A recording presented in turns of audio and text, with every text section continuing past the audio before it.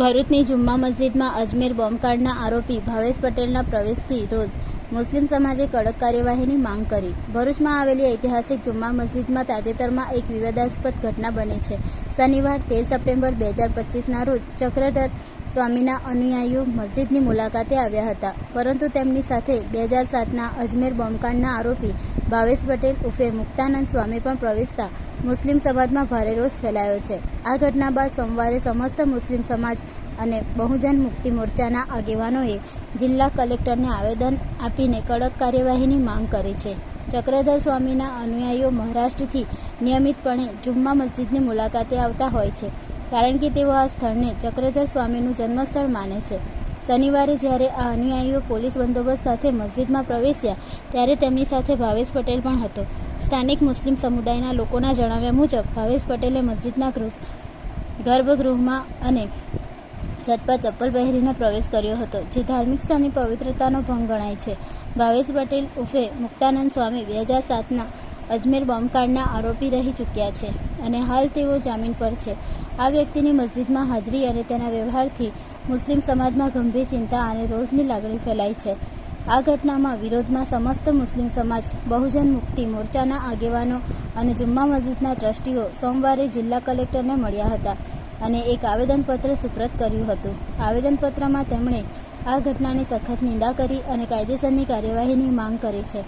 આગેવાનોએ શાંતિ, ભાઈચારો અને કાયદો વ્યવસ્થા જાળવી રાખવા પર ભાર મૂક્યો છે અને ભવિષ્યમાં આવી ઘટનાઓનું પુનરાવર્તન ન થાય તે માટે તંત્ર દ્વારા યોગ્ય પગલાં લેવાની અપીલ કરી છે।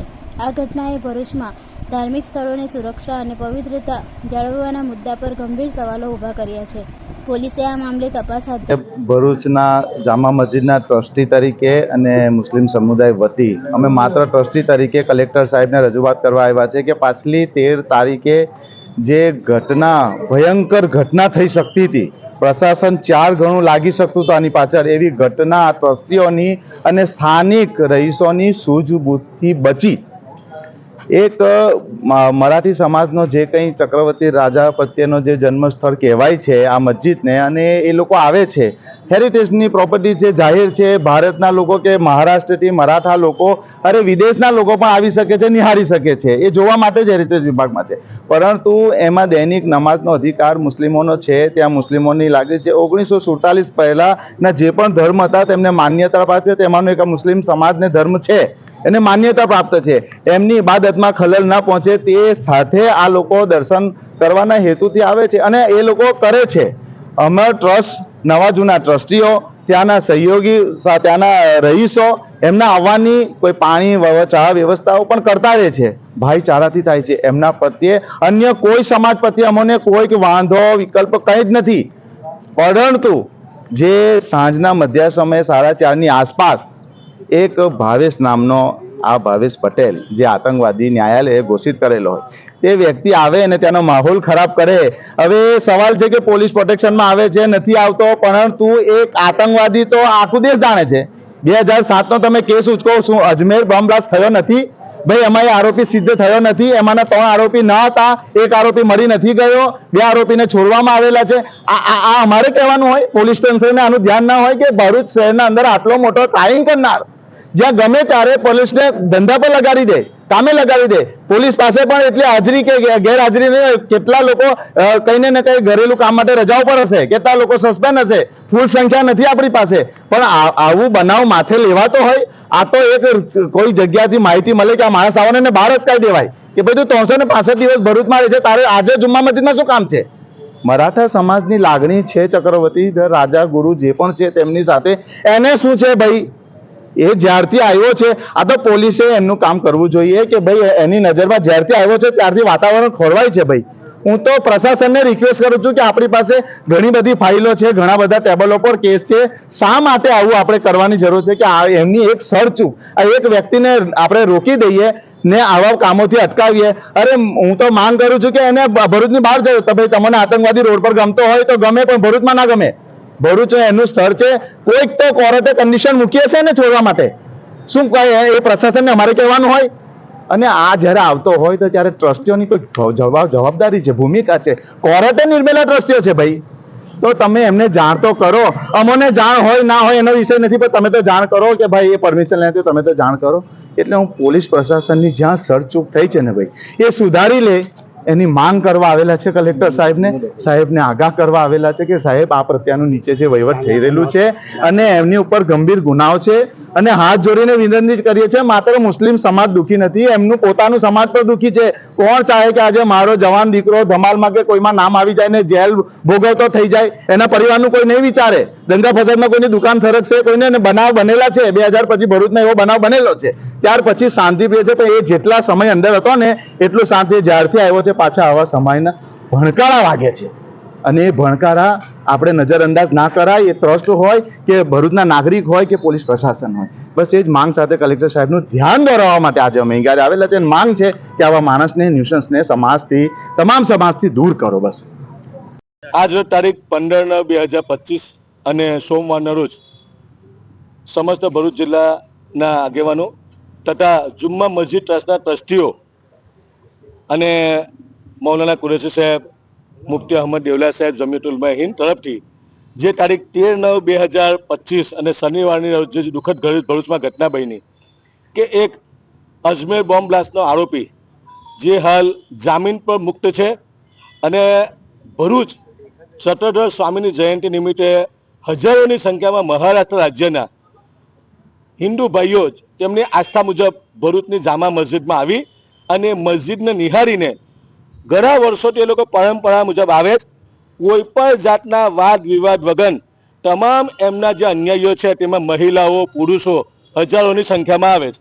અને મુસ્લિમ સમાજ અને અમે ત્યાં ઊભા રહી, ટ્રસ્ટી મંડળ ત્યાં ઊભા રહી અને એમની દરેક પ્રકારની કોઈ પણ જાતનો વાંધો નથી લેતા, એમની સહાય કરીએ જ ને એમને તમામ પ્રકારનું વ્યવસ્થા ત્યાં કરવાની અમે જવાબદારી નિભાવે ટ્રસ્ટ મંડળ. અને એ મહારાષ્ટ્રના અન્યાયો જે આવે બિલકુલ સારી રીતે એકતાથી ભાઈચારાથી કોઈ પણ જાતના વાદ વિવાદ મસ્જિદમાં એ ફરે, ફોટોગ્રાફ લે અને પોતાની આસ્થા મુજબ ત્યાંથી આવીને ચાલ્યા જાય. તારીખ 13 જે બનાવ બન્યો એમાં સવારના જ અમે તમામ ટ્રસ્ટી મંડળ આગેવાનો પ્રમુખશ્રી ત્યાં હાજર હતા. બી ડિવિઝન પીઆઈ અને આશરે 100 જેટલો પોલીસનો સ્ટાફ અને અલગ અલગ એજન્સીના લોકો ત્યાં હતા. જે મહારાષ્ટ્રના શ્રદ્ધાળુ ભાઈઓ ત્યાં આવતા હતા, સારી રીતે એમની પ્રક્રિયા જે કરી અને પરત થતા હતા. એક પણ વ્યક્તિને સિંગલ મોહબ્બતથી લોકોએ હાથ એમની સાથે મિલાવેલા અને એમને મદદરૂપ થયેલા અને કોઈ પણ જાતનો કોઈ વિવાદ નહીં થયેલો. પરંતુ સાંજના 4:30 4:30 વાગ્યાના સુમારે એક અજમેર બ્લાસ્ટનો આરોપી જેનું નામ છે ભાવેશ, એ પોલીસ બંદોબસ્ત સાથે એ મસ્જિદમાં પ્રવેશે જ. અમે ત્યાં સ્થાનિક ટ્રસ્ટીઓ બિલકુલ દરવાજા પર અમને અધિકારી કીધેલું, અમે લોકો ત્યાં અમે ટ્રસ્ટી હોવા છતાં એક અધિકારીનું માન રાખીને અમને બહાર કાઢ્યા, અમે નીકળી ગયા. પરંતુ તે વખતે આ ભાવેશ પટેલ અને એની સાથે જે લોકો આવેલા એ મસ્જિદમાં બધે ફર્યા. ત્યાં સુધી કોઈ વિવાદ ના હતો, અમે વાંધો લીધો. પરંતુ આ અત્યાર સુધી જે હજારો અન્યાયીઓ આવતા હતા ચત્રધર સ્વામીના, એક પણ અન્યાયીઓ શાંતિ રીતે ત્યાં આવ્યા, એમની શ્રદ્ધા પૂર્ણ કરી અને કોઈ ધાબા પર નથી ચડ્યું. પરંતુ આ ભાવેશ પટેલ નામનો જે વ્યક્તિ છે, જે અજમેર બોમ્બ બ્લાસ્ટનો આરોપી છે, એ પગમાં ચપ્પલ પહેરીને આજ સુધી અમે કોઈ ટ્રસ્ટીઓ એ મસ્જિદના ગુમ્મત પર ચડી ગયા. આ વ્યક્તિ ચપ્પલ પહેરીને પોલીસ પ્રોટેક્શન સાથે મસ્જિદના ગુમ્મત પર ચડી ગયો. આ કેટલા અંશે વ્યાજબી છે? અમે ભરૂચ જિલ્લાના તમામ હિન્દુ ભાઈઓ ત્યારે 140 કરોડની જનતાને કહેવા માંગે, અમને કોઈ હિન્દુ સમાજનો કોઈ વાંધો નથી, કે કોઈ હિન્દુ વ્યક્તિનો અમને વાંધો નથી.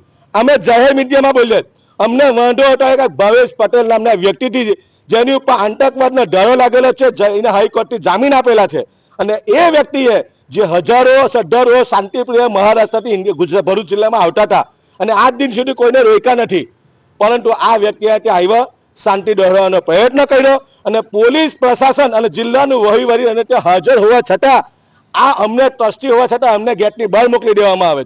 અને એક આતંકવાદીને જે અંદર ફર્યો, જે જામીન પર મુક્ત થયેલો છે, અગાઉ પણ અહીંયા ઊંડાઈની એક ઘટનામાં એક દીકરાને માર્યો અને જામીન પર છૂટા પછી એની ઉપર એક કેસ નોંધાયેલો છે એ ડિવિઝન પોલીસ સ્ટેશનમાં. ભરૂચ શહેરની શાંતિ દોહરે જ અમે ભરૂચ શહેરના તમામ ધર્મના લોકોને ભાઈ અમને પ્રાઉડ છે ભરૂચ શહેરની પ્રજા પર, તમામ ધર્મના લોકો પર, તો એક પણ વ્યક્તિએ ખોટું નિવેદન એના ફેવરમાં નથી આપ્યું. કે અમે સાચા લોકો હતા અમે અમારી આસ્થા સાથે અલ્લાહના ઘરમાં જ્યારે લોકો અકીદત મંડો મહારાષ્ટ્રના આવ્યા તો અમે એમને પ્રેમથી આવકાર્યા અને એમને મસ્જિદના તમામ ક્ષેત્રે આવ્યા, પગે લાગ્યા, ફોટો પાડ્યા. અમે કોઈ વાંધો નથી લીધો. અમારા પ્રમુખ શ્રી અહીંયા હાજર છે અને ટ્રસ્ટી મંડળ અહીંયા હાજર છે. એક પણ પ્રકારનો અમે વાંધો કોઈ નથી લીધો. પરંતુ આ ભાવેશ નામનો વ્યક્તિ આવીને ભરૂચ અને કાયમ આવી શાંતિ દોરવાનો પ્રયત્ન કરતો આવેલો છે. અમે એની સખત શબ્દોમાં નિંદા કરીએ. આજે અમે ભારતના રાષ્ટ્રપતિ શ્રી દ્રૌપદી મુર્મુ મેડમ, ભારતના વડાપ્રધાન, ગૃહમંત્રી શ્રી અમિત શાહ, સુપ્રીમ કોર્ટના chief justice of India JCI, Gujarat રાજ્યના મુખ્યમંત્રી, ગુજરાત રાજ્યના રાજ્યપાલ આચાર્ય દેવવ્રત સાહેબ, ગૃહમંત્રી, ગૃહ સચિવ, રેન્જ IG અને DGP સાહેબને આજે ભરૂચ કલેક્ટર મારફતે એક અરજી આપી કે આ શાંતિપ્રિય પ્રજા છે, તમામ ધર્મને હળી મળીને રહેવાનો આ દેશમાં અધિકાર છે. હિન્દુસ્તાન એક ફૂલોનો બાગ છે, તમામ પ્રકારના ફૂલો એમાં રાખતા હોય. જો મુસલમાનને તમે ગુલાબનું ફૂલ સમજીને તોડીને સાઈડ પર નાખી દેશો, આ સાખી ના લેવાય. આ દેશની આઝાદીમાં તમે જો હિન્દુસ્તાન દિલ્હીના ઇન્ડિયા ગેટ પર 61,000 મુસલમાનોએ આ દેશમાં શહીદી આપી ને તે હિન્દુ, મુસ્લિમ, શીખ, ઈસાઈ તમામ લોકો ભેગા થઈને આ પ્યારા આપણા હિન્દુસ્તાનને આઝાદ કરાવ્યો ને આજે એક આતંકવાદીને આવભગત કરી ને જે મસ્જિદના ધાબા પર છે, આ બિલકુલ સાખી લેવામાં નહીં આવે. અમે કાયદાને માન આપવાવાળા લોકો છે, શાંતિપ્રિય લોકો છે. અમે તમામ ધર્મના લોકોને ભરૂચને 140 કરોડની જનતાને કહેવા માંગે, અમને 140 કરોડની જનતાનો કોઈનો વાંધો નથી. ફક્ત આ એક વ્યક્તિએ શહેરનો માહોલ બગાડ્યો, એના માટે આજે અમારે ન્યાય મેળવવા માટે અહીંયા આવેલું છે. અમે એ બાબતે અમે ઇલેક્ટ્રોનિક મીડિયાના અહીંયા મિત્રો હાજર છે. અમે આ ભરૂચ કલેક્ટર સાહેબને આવેદનપત્ર આપીને માંગ કરીશું કે મુસ્લિમ સમાજને ખરા અર્થમાં ન્યાય મળે ને ફરી વખતે ભરૂચ જિલ્લાના હિન્દુ ભાઈઓને ભાઈ કહેવા માંગે અમને કોઈનાથી કોઈ વાંધો નથી, તમામ લોકો આવે, પરંતુ વાંધો અમને એટલો જ છે કે આ ભાવેશ પટેલ વ્યક્તિ હવે આવી અને પોલીસે જઈને એક સેલિબ્રિટી અંદર લઈને આવી અને જે માહોલ ત્યાં ક્રિએટ છો, એટલે અમે B ડિવિઝન PIને અપીલ કરીએ કે એની સામે કાયદેસરની કાર્યવાહી કરી ને FIR કરવામાં આવે ને એના જામીન રદ થાય એવી પ્રક્રિયા કરવામાં આવે. એ માંગ સાથે મુસ્લિમ સમાજના લોકો ને અમે એકલા મુસ્લિમ નથી, અમારા તમામ ધર્મના લોકો અહીંયા અમારી સાથે આવેલા છે. તમામ ધર્મના લોકો અમારી સાથે અહીંયા મદદમાં આવેલા છે કે આ એકતાનો પ્રતીક છે. ભરૂચ જિલ્લો એક એકતા કહેવાય ને એકતાને યથાવત રાખવા માટે આજે અમે પ્રયત્ન કરવા માટે ભરૂચના કલેક્ટર સાહેબે ન્યાય માંગવા આવેલા છે. જય હિન્દ. સાથીઓ, આજરોજ ભરૂચ જિલ્લાના મુસ્લિમ સમાજના લોકો જે 13 તારીખે જુમ્મા મસ્જિદમાં ધાર્મિક વાતાવરણ દોહળવાની કોશિશ થઈ, એ ઘટનાને લઈ અને જિલ્લા કલેક્ટર શ્રી ભરૂચને એક આવેદનપત્ર આપી અને આ વાતાવરણ દોહળવાનો જેણે પ્રયાસ કર્યો છે ભાવેશ પટેલ એક આતંકવાદી છે અને સજા પામેલો ગુનેગાર છે અને અત્યારે જામીન પર છૂટેલો છે અને એણે મસ્જિદમાં ચપ્પલ પહેરીને પ્રવેશ કર્યો અને ગુંબજ પર ચડી અને જે ધાર્મિક લાગણી દુભાવી છે એના બાબતે મુસ્લિમ સમાજમાં આક્રોશ છે અને એની સામે કાયદેસરના પગલાં લેવાવા જોઈએ. એને સજા થવી જોઈએ અને એની પર FIR થવી જોઈએ. બીજી એવી એમની જે માંગણી છે એ વ્યાજબી છે અને અમે ભારત મુક્તિ મોરચા, બહુજન ક્રાંતિ મોરચા અને આખા દેશવ્યાપી જે સંગઠન છે એના વતી ભરૂચના મુસ્લિમ સમાજની સાથે આ આવેદનપત્રને અમે સમર્થન આપીએ છીએ.